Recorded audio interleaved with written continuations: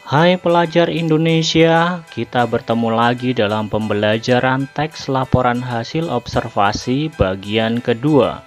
Adapun tujuan pembelajaran pada video kali ini yaitu siswa dapat mengenali isi, aspek kebahasaan, dan menulis teks laporan hasil observasi. Baik, langsung saja kita masuk ke bagian isi pokok teks laporan hasil observasi. Secara singkat, teks laporan hasil observasi dapat berisi tentang fenomena alam, peristiwa budaya, ataupun kondisi sosial. Fenomena alam tersebut seperti hewan, tumbuhan, ataupun keadaan lingkungan.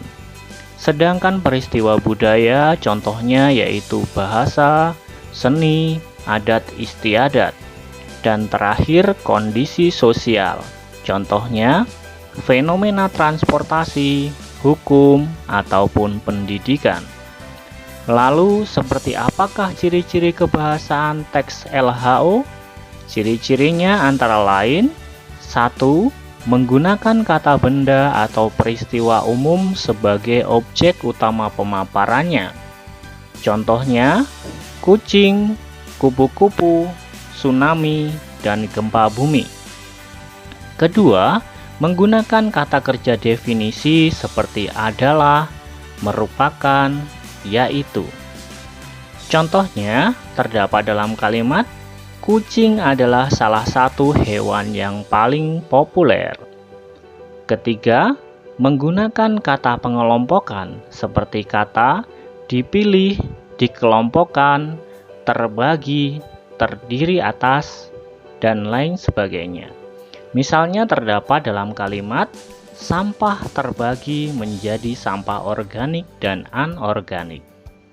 Dan terakhir, menggunakan istilah di bidang ilmu tertentu seperti kata spesies, ekosistem, dan kata inflasi dalam bidang ilmu ekonomi.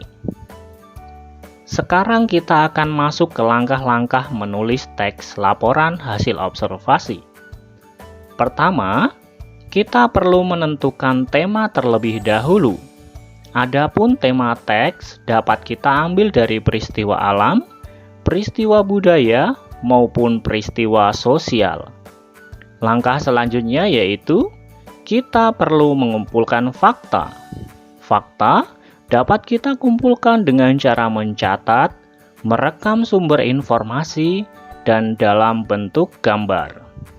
Setelah kita mendapatkan fakta, kita perlu mendaftar topik-topik penting yang akan kita susun menjadi sebuah tulisan laporan hasil observasi.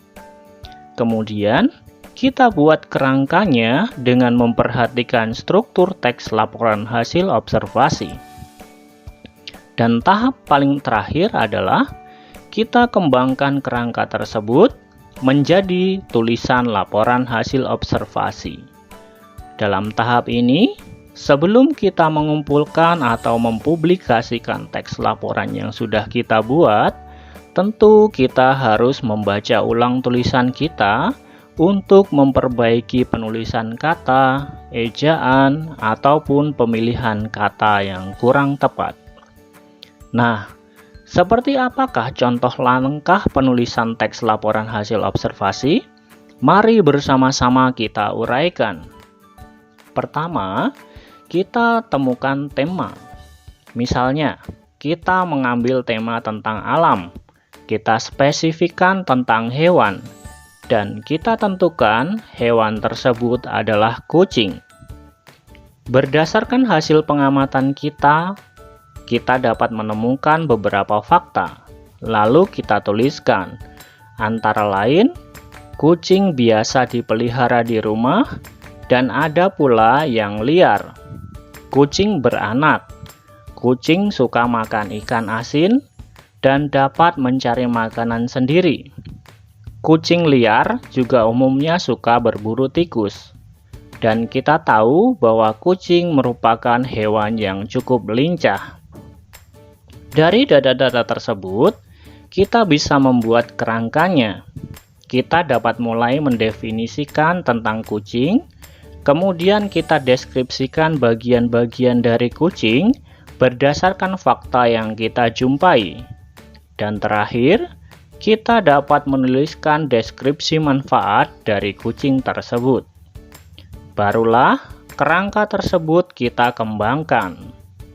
Nah, seperti inilah salah satu contoh pengembangan dari kerangka tersebut, sehingga menjadi sebuah teks laporan hasil observasi.